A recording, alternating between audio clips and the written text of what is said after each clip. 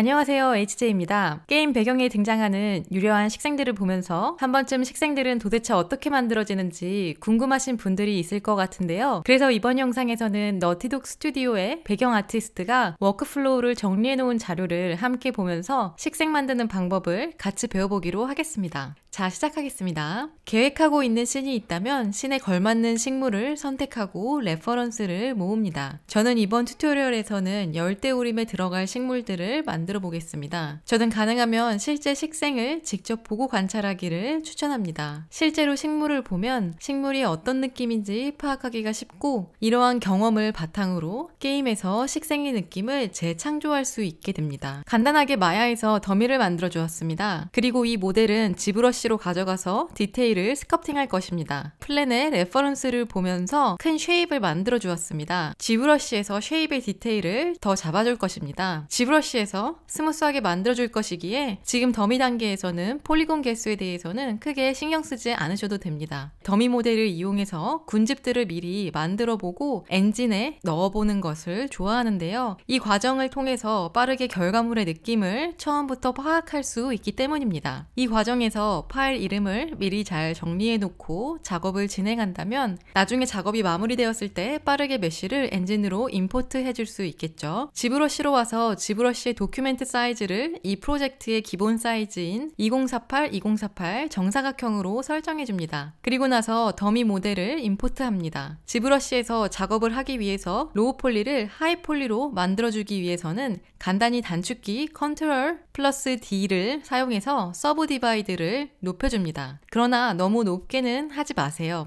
모델링에 있어서 저는 일단 무브 브러쉬를 가지고 시작합니다. 잎사귀의 접힌 부분이나 부드럽게 웨이브하는 쉐입들을 잡아줍니다. 저는 시메트리를 사용하지 않는데요. 왜냐하면 실세계에서는 완벽한 대칭을 이루면서 자라는 식물은 없기 때문입니다. 무브 브러쉬로 큰 쉐입을 잡아주었다면 다음에는 클레이 브러쉬와 댐 스탠다드 브러쉬를 이용해서 디테일을 잡아줍니다. 지브러쉬에서 노멀맵을 만들기 위해서 저는 일단 노멀맵 쉐이더를 적용하고 그 다음 G그랩을 사용해 줄 겁니다. 지브러쉬 안에 기본적으로 들어있는 노멀 머티리얼을 사용하신다면 정확한 노멀 맵을 얻기 위해서는 렌더링을 해야 되는데요. 저는 G그랩으로 노멀 맵을 만들어줄 것이기에 기본 노멀 RGB 맷 쉐이더가 아니라 Alternate 노멀을 따로 다운받아서 쓰고 있습니다. 픽셀로직 홈페이지에 가시면 무료로 다운받으실 수 있습니다. 이것을 사용하면 렌더링하지 않고도 G그랩을 이용해서 정확한 노멀 맵을 얻으실 수 있습니다. 텍스처를 익스포트 하려면 왼쪽에 텍스처 탭을 열어서 하단에 있는 Grab 덕을 클릭하고 그리고 나서 익스포트 버튼을 눌러줍니다. 아주 빠르게 익스포트 하실 수 있는데요. 저는 TGA나 TIFF 파일 형식을 주로 사용합니다. 지브러쉬에서 텍스처를 익스포트 할 때 주의해야 될 점은 퍼스펙티브를 꺼주는 것입니다. 이 식생이 담긴 텍스처가 플랫하게 카메라에 담겨야 되기 때문이죠. 플랫 그레이 베이스 머티리얼을 입힌 후에 Grab Dog and Depth 버튼을 누르면 모델의 하이트 맵을 만들어줄 수 있습니다. 그리고 익스포트 버튼을 눌러줍니다. 지브러쉬에서 노멀 맵과 하이트 맵 둘 모두를 만들어서 사용하는 경우 주의해야 될 것이 있는데요. 두 맵을 만들 때 카메라 그리고 모델의 위치가 정확하게 두 맵이 같아야 된다는 것이죠. 그래서 카메라 로케이션을 만드시는 것을 적극적으로 추천하는데요. 실수로 카메라를 움직였더라도 쉽게 저장된 곳으로 돌아갈 수 있기 때문입니다.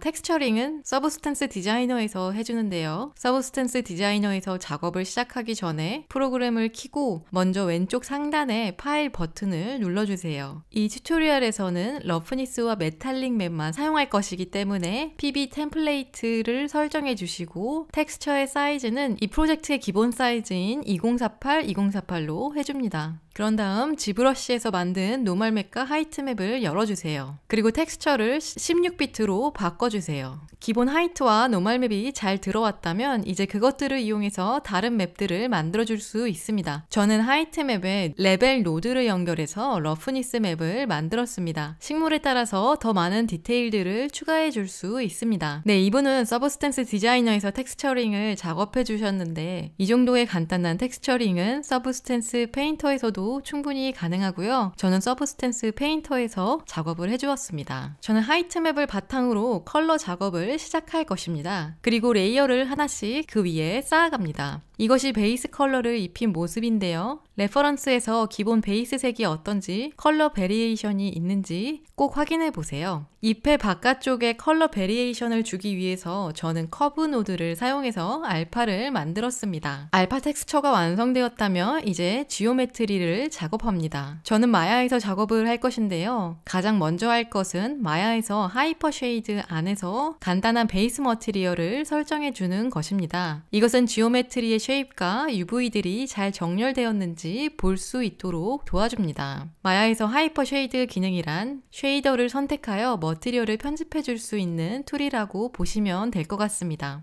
트랜스퍼런시 채널을 통해서 마스크나 알파가 보이도록 설정해 줍니다. 알파가 들어간 상태를 보면서 작업을 해야 쉐입을 잡아주고 얼마나 많은 잎사귀가 지금 사용되고 있는지 잎사귀의 양도 쉽게 파악할 수 있어 큰 이점이 있습니다. 머티리얼 설정이 끝나면 플랜을 꺼내서 머티리얼을 적용시켜 줍니다. 엣지 루프를 추가해 주었다면 불필요한 부분들을 제거해 줍니다. 최적화를 위해선 가능한 알파의 투명한 부분들은 적게 만들어줍니다. 식물의 종류에 따라 또는 씬이나 게임에 따라서 필요하다면 엣지 루프를 더 추가해 줍니다. 그런데 여기서 중요한 점은 얼마나 많은 지오메트리를 넣어줄지는 엔진의 레벨 안에서 식물이 얼마나 많이 복사되어서 쓰이는가에 따라서 달라진다는 것입니다. 이 식물은 레벨에서 많이 복사되어서 쓰일 식물은 아닙니다. 그러니까 잔디 같은 식물에 비하면 말이죠. 그래서 저는 지오메트리를 조금 많이 써주었습니다. 지오메트리가 많이 들어가든 그렇지 않든 중요한 것은 식물의 전반적인 쉐입이 잘 나와야 한다는 것입니다. 어셋을 가까이 보았을 때 그러한 쉐입의 디테일을 살려주는 것이 노멀맵의 역할이라고 할 수 있겠죠. 엔진을 가져가서는 풍성해 보일 때까지 식물을 복사해줍니다. 원한다면 식물의 여러 가지 버전을 만들어줄 수도 있겠죠. 저는 잎사귀의 끝이 마른 버전도 하나 만들어주었습니다. 엔진에서 OBJ로 가져온 메쉬를 임포트합니다. 이 메쉬는 고정된 스태틱 메쉬입니다. 리깅이 들어간 움직이는 식생에 대해서는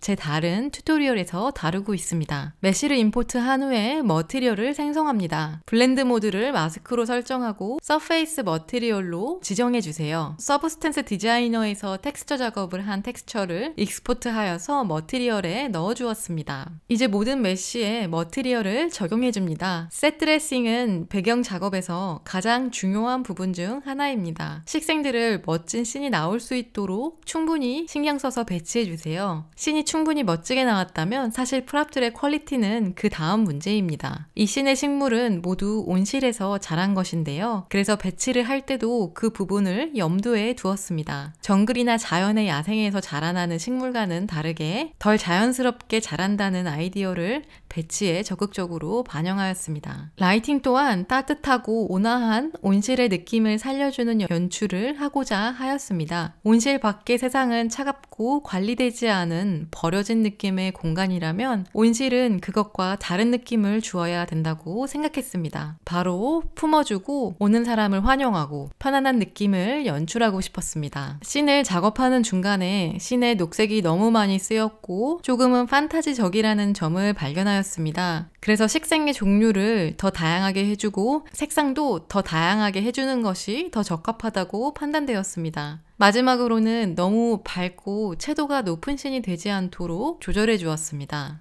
비록 이 온실에서 사람들이 자유롭게 돌아다닐 수 있도록 만들었지만 어떤 부분은 씬의 하이라이트가 될 만한 포인트를 만들어주고 싶었습니다. 만약에 작업을 하는 데 있어서 작업자의 자유로운 해석이 가능한 부분들이 있다면 한번 적극적으로 시도해보세요. 온실의 라이트는 온실 밖의 환경과 같은 색상을 사용해 주었는데요. 그러나 실내 인테리어가 조금 더 채도가 높아서 햇빛이 채광이 되면 더 따뜻해 보입니다. 머티리얼 인스턴스에서 서브 서페이스 마스크는 식생에 있어서 굉장히 중요하게 쓰이는데 이것은 라이트가 통과되는 효과를 만들어주기 때문입니다. 서브스탠스 디자이너에서도 서브 서페이스 마스크를 만들어줄 수도 있습니다. 색으로 칠해진 마스크를 만들어줌으로써 머티리얼을 통과하는 라이트의 양과 색상을 지정해 줄 수 있다는 것입니다. 실제 세계에서와 비슷하게 말이죠. 개인적으로 서브 서페이스 컬러와 바운스 라이트 둘 모두를 조절해가면서 실험해 보았습니다. 사람의 피부나 초에 왁스, 식물 등에서 부분적으로 약간 투명한 투명한 질감 표현을 할 때 서브 서페이스 스캐터링 기능을 사용합니다. 손바닥으로 강렬한 햇빛을 가렸을 때 피부 표면 가까이에 피부가 반투명하게 보이고 그 외의 부분은 완벽하게 불투명한 것을 보신 적이 있을 거예요. 그런 효과를 만들어주는 것입니다. 서브스탠스 페인터에서도 띵네스 맵을 응용해서 많이 만들어주고요. 이렇게 엔진에서도 만들어줄 수 있습니다. 제 배경 작업에서 가장 신경 쓰고 있는 부분은 스토리텔링입니다. 스토리텔링에 맞춘 씬 연출과 셋드레싱은 아직 저도 많이 연구하고 있는 부분입니다. 온실의 실내는 온실의 외부와 뚜렷이 차별화되는 부분을 보여주고 싶었습니다. 도시의 기후는 온실의 것과는 완전히 다릅니다. 그래서 이 온실의 식물을 도시 사람들은 일상에서는 절대 마주할 수 없죠. 또한 저는 이 온실을 도시에서의 낯선 구역으로 만들고자 하였는데요.